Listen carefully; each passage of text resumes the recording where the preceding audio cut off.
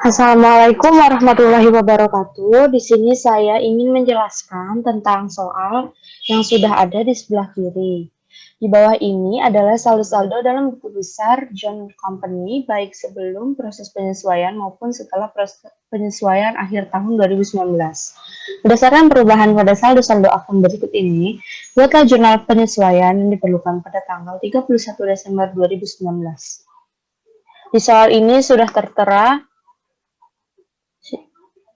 tertera tentang akun-akun dari neraca saldo.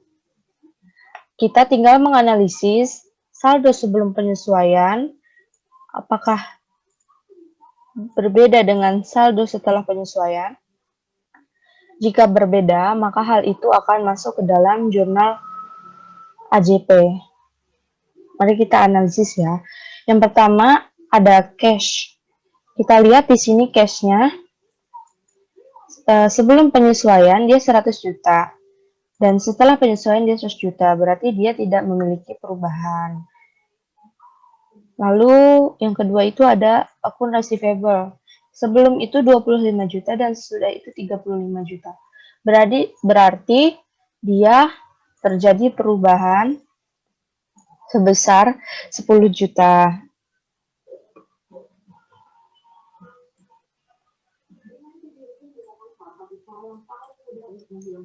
Lalu setelah itu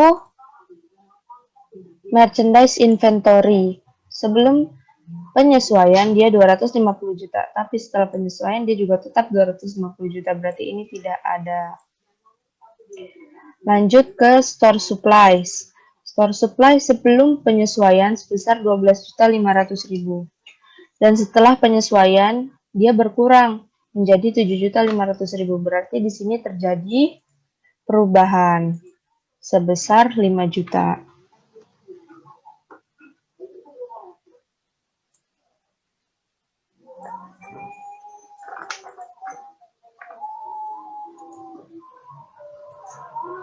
Lalu di sini ada prepaid trend dan saldonya itu sebelum penyesuaian sebesar 30 juta. Tetapi setelah penyesuaian berkurang menjadi 5 juta rupiah. Di sini terjadi perubahan sebesar 25 juta rupiah.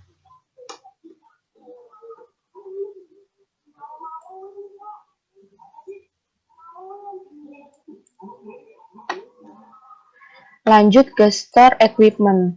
Di store equipment, saldo sebelum penyesuaian sebesar 75 dan setelah penyesuaian sebesar 75.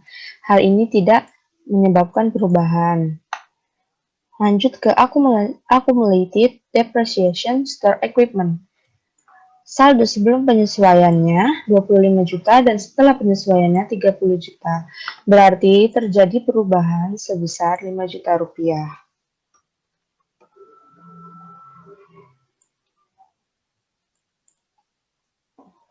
Lanjut, account payable.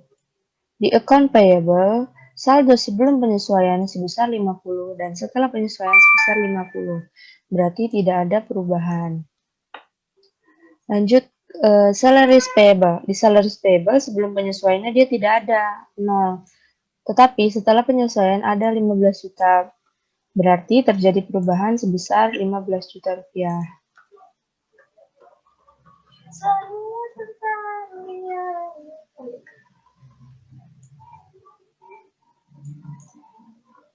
Lanjut ke John Capital. Sebelum penyesuaian dia 337.500.000. Setelah penyesuaian tetap 337.500.000. Berarti tidak ada perubahan. Lanjut ke John Drawing. John Drawing sebelum penyesuaian dia 10 juta dan sesudah penyesuaian tetap 10 juta. Tidak ada perubahan. Lanjut sales. Di sales sebelum penyesuaian dia sebesar 400 juta, tetapi setelah penyesuaian sebesar 410 juta dan hal ini terjadi perubahan sebesar 10 juta rupiah.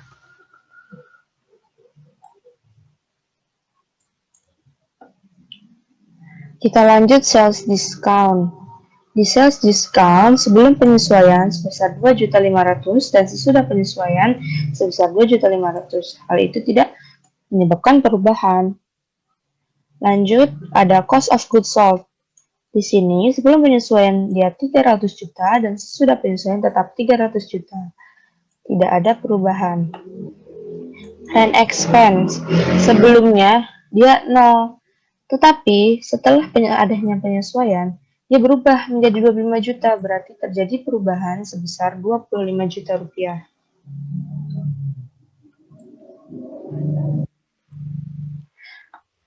Lalu, salaries expense. Sebelumnya, dia 0, tetapi setelah penyesuaian, dia berubah menjadi 15 juta. Berarti terjadi perubahan sebesar 15 juta rupiah.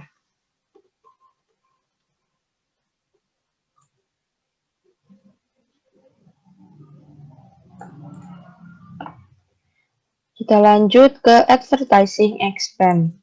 Di advertising sebelumnya 3 juta setengah, sesudahnya tetap 3 juta setengah, berarti tidak ada perubahan. Lanjut delivery expense. Di delivery expense juga sama, tidak terjadi perubahan. Sebelum dan sesudah sama-sama 4.500.000. Lanjut utilities expense. Di utilities expense ini sebelumnya itu 1,5 juta dan sesudahnya 1,5 juta, berarti tetap tidak ada perubahan. Lanjut store supplies expense. Sebelumnya 0, lalu setelah penyesuaian berubah 5 juta, berarti terjadi perubahan sebesar 5 juta rupiah.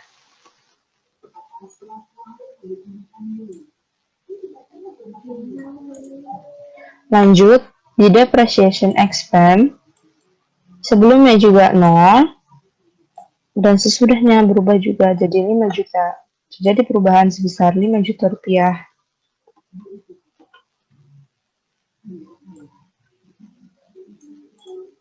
Setelah kita menganalisis yang mana yang terjadi perubahan, maka yang nominalnya sama, kita satukan. Misalnya, mulai dari account receivable, kita tulis di jurnal. Ini saya sudah membuat jurnalnya ya sebelumnya.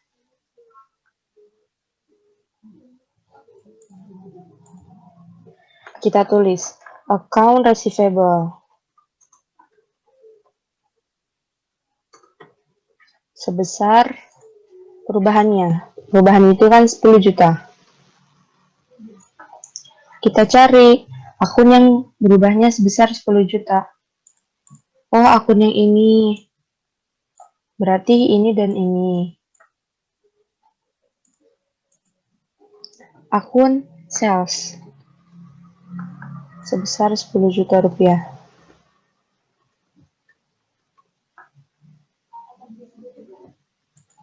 Yang selanjutnya itu, kita lihat di sini ada store supplies. Store supplies ini 5 juta. Kita cari yang sama dengan 5 juta. Di sini ada banyak, ada 1, 2, 3. Kita lihat akunnya. Karena dia store supplies, maka kita cari yang akunnya sama store supplies juga. 5 juta yang ini akun store equipment. Berarti dia tidak sama. Bukan ini berarti. Cari lagi 5 juta ini. Store supplies expense. Ini akunnya sama dengan tadi store supplies. Berarti kita masukkan keduanya. Kalau depreciation expense ini bukan ya. Tidak ada sangkut pautnya. Maka kita tulis di sini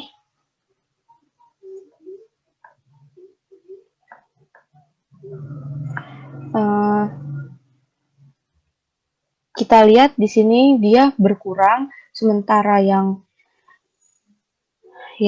store supplies expense dia bertambah dari sebelumnya 0 jadi 5 juta, kalau yang tadi di store supplies 12.500.000 berubah menjadi 7.500.000. Kalau dia berkurang kita taruh di kredit, sementara kalau dia bertambah kita taruh di debit. Berarti store supplies expense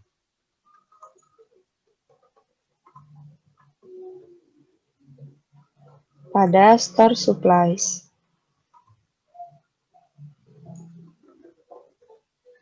sebesar 5 juta.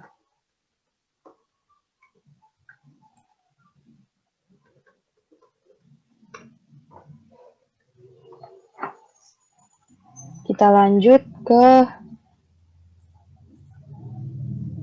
prepaid trend. Prepaid trend ini dia berkurang ya.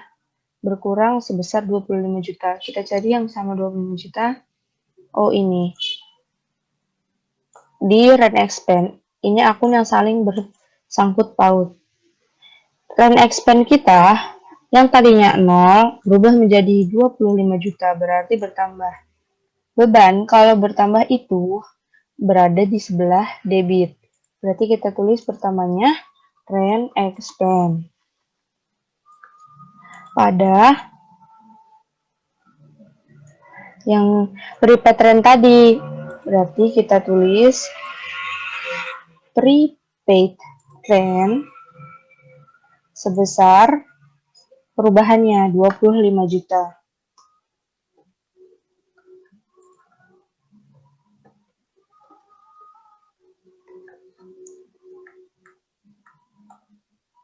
Oke, kita lanjut ya.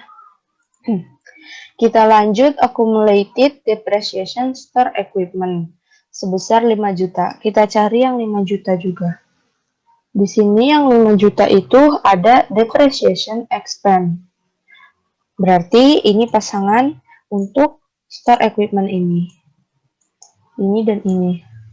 Kita lihat accumulated di sini bertambah, sementara depreciation juga bertambah.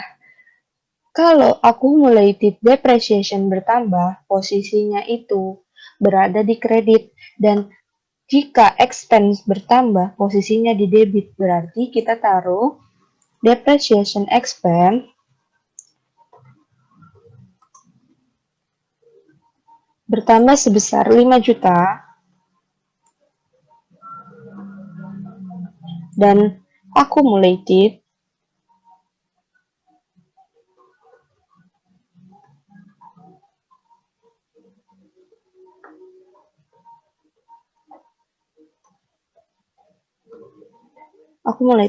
store depreciation store equipment bertambah juga sebesar 5 juta di kredit. Lalu kita lanjut ya ke ini 15 juta, tinggal satu, berarti 15 juta pasangannya dengan ini salaries payable dengan salaries expense. Kita lihat salaries payable yang tadinya 0 berubah menjadi 15 juta, berarti terjadi pertambahan. Karena ini akun hutang, hutang jika bertambah berada di posisi kredit. Kita taruh hutang kalau bertambah di posisi kredit ya, ingat. Berarti salaries payable. Dan posisi debitnya berarti salaries expense. Ini tadinya sebelumnya 0 berubah menjadi 15 juta, bertambah juga. Beban bertambah berada di sebelah debit. Kita tulis salaries expense sebesar 5 juta rupiah.